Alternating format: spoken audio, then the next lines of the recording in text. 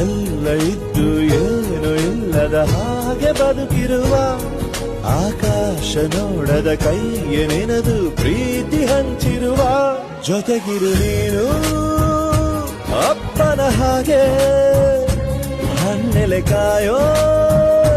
ವಿನಯದಿ ಹೀಗೆ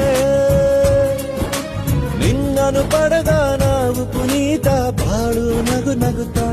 ಬೊಂಬೆ ಹೇಳುತ್ತೈತೆ ಮತ್ತೆ ಹೇಳುತ್ತೈತೆ ನೀನೇ ರಾಜಕುಮಾರ